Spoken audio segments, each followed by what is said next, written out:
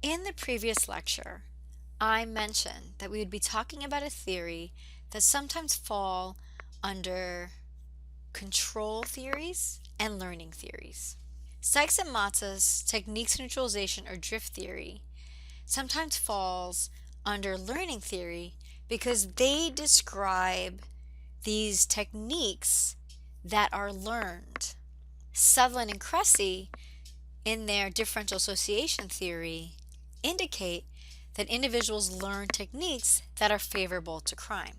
Now, Sykes and Matz's theory is also considered a control theory because they describe how delinquency is pretty temporary and that most delinquents retain a commitment to conventional society, that they have this sense of moral obligation to be bound by the law, but they sometimes drift between law breaking and law following behavior. So drift then is an episodic release from conventional moral constraints.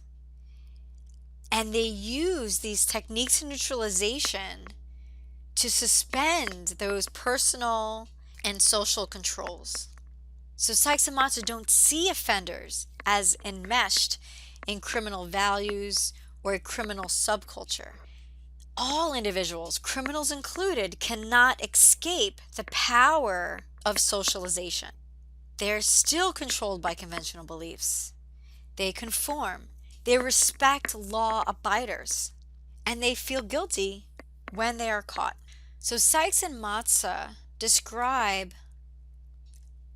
5 techniques of neutralization that offenders and delinquents employ to rationalize or neutralize their actions. First is denial of responsibility. You can hear juveniles say, they started it. It wasn't my fault.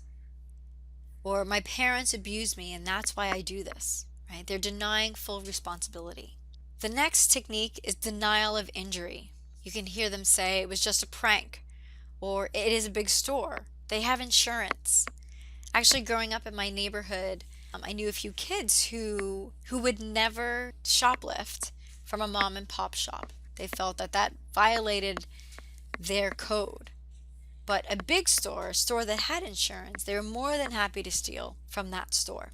The third technique is denial of the victim. I cheated because a teacher gives unfair tests. Or they deserved it. The fourth is condemning the condemners. So it is okay to break the law because those who enforce that law are corrupt anyway.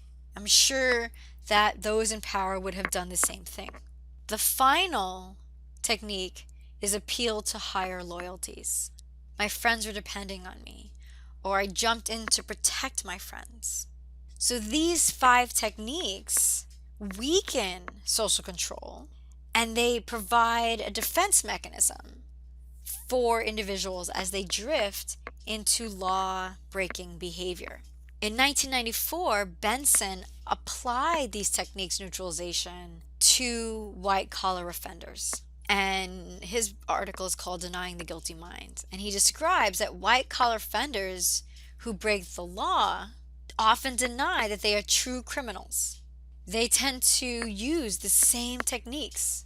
Everybody is doing it. No one is really hurt. Doing it for the company, doing it because I'm following orders, right? Appealing to higher authorities there. They don't see themselves as criminal. They don't have a record. They are respectable people. So for them, they argue that their crime is not really serious. And so they, as offenders, are not really blameworthy. I don't know how they could think that embezzling everyone's 401k is not very serious. But again, it's not murder. So they do not formulate then a guilty mind. This removes the guilt. And they can say that despite, this law violation, I am a really good citizen. I am otherwise very law abiding. So both Benson's work and Sykes and Matz's work demonstrates the complexity of offending and how offenders can minimize the seriousness of their offense, and how individuals who are otherwise pretty socially bonded or have a lot of self or social control can deny their offending. So that is social control theories. Next, we'll be talking about strain theories. And as I say almost at the end of every one of these lectures, if you have any questions, please ask them on the Q&A on Beachboard.